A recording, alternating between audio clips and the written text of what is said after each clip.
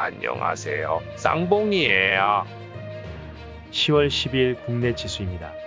코스피는 마이너스 1.35%로 하락 마감하였습니다.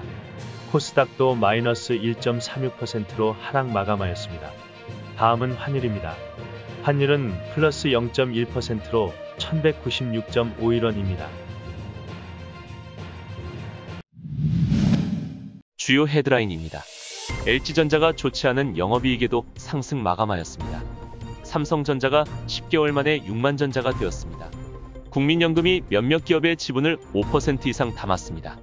비트코인이 7천만 원을 돌파하였습니다. 유진스펙4호가 프로이천과의 합병을 완료했습니다. SK하이닉스가 역대급 실적을 예고했지만 주가는 하락세입니다. 네이버와 카카오가 12일 동반 하락세를 나타내고 있습니다. LG전자가 시장 추정치를 한참 밑도는 영업이익에도 상승 마감했습니다. GM 제너럴모터스 전기차 볼트리콜 관련 충당금이 발목을 잡혀 영업이익 감소로 이어졌지만 시장에선 불확실성을 해소하고 악재를 덜었다고 보고 있는 것으로 풀이됩니다. 하이투자증권 연구원은 GM 볼트리콜과 관련한 LG전자의 추가 충당금 규모는 아직 확정되지 않았다며 불확실성이 주가의 발목을 잡고 있으나 이를 반대로 생각해보면 충당금과 관련 이슈가 해소될 시 오히려 주가는 바닥을 다질 수 있다는 의미도 된다고 설명했습니다. 삼성전자 주가가 지난해 12월 이후 10개월여 만에 7만 원 선 아래로 떨어졌습니다. KB증권 연구원은 중국 전력난으로 전자회로 기판 PCB 등 후공정 부품 생산에 차질이 빚어지고 있는 데다 비메모리 반도체 공급 부족까지 장기화되면서 PC와 스마트폰 서버 등 세트 업체의 수요 해직을 둘러싼 불확실성이 커지고 있다고 설명했습니다.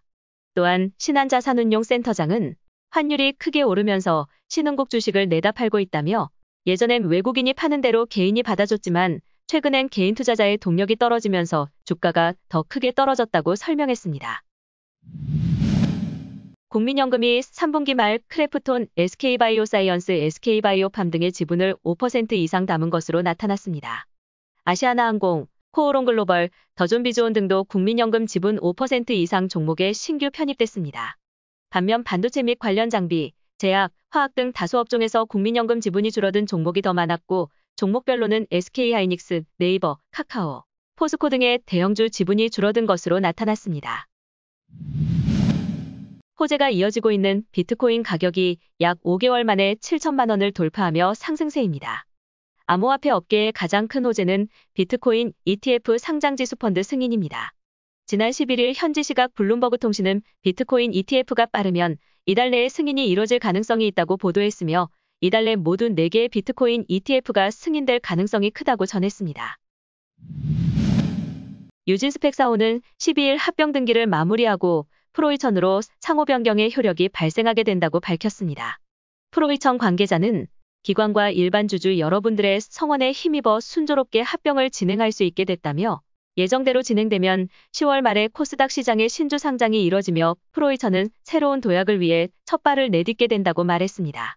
프로이천은 국내 디스플레이 프로브 검사장치 분야의 1위 기업으로 세계 최초 필름 타입 COF 개발 상용화는 물론 지속적인 연구개발 투자를 통해 관련 특허만 125건을 보유하고 있고 최근에는 2차 전지 분야의 그리퍼, 비메모리 MEMS 프로브 카드, 마이크로 LED 분야를 신성장 동력으로 삼아 사업을 추진 중입니다. 3분기 사상 최고 매출액을 기록한 삼성전자에 이어 SK하이닉스가 역대급 실적을 예고했지만 장밋빛 실적 전망과 별개로 주가는 끝없는 추락을 거듭하고 있습니다. 증권가는 4분기 이후 메모리 반도체 업황이 하락세에 접어들 것이란 전망이 나오면서 SK하이닉스에 대한 투자 심리가 악화됐다고 분석하고 있습니다. 전문가는 고객사들의 재고가 쌓이고 공급량이 늘면서 4분기부터 메모리 반도체 가격 하락이 시작될 것이라며 내년 상반기까지 가격 하락폭은 계속해서 커질 것이라고 관측했습니다. 인터넷 플랫폼 대표 기업 네이버와 카카오가 12일 동반 하락세를 나타내고 있습니다. 그동안 네이버와 카카오 주가는 금융당국과 인터넷 플랫폼 기업 규제 움직임에 부진한 흐름을 보여왔고 최근 중국 전력난에 따른 인플레이션 우려 등 증시 전반에 나타난 악재까지 겹치며 주가 하락을 부추긴 것으로 풀이됩니다.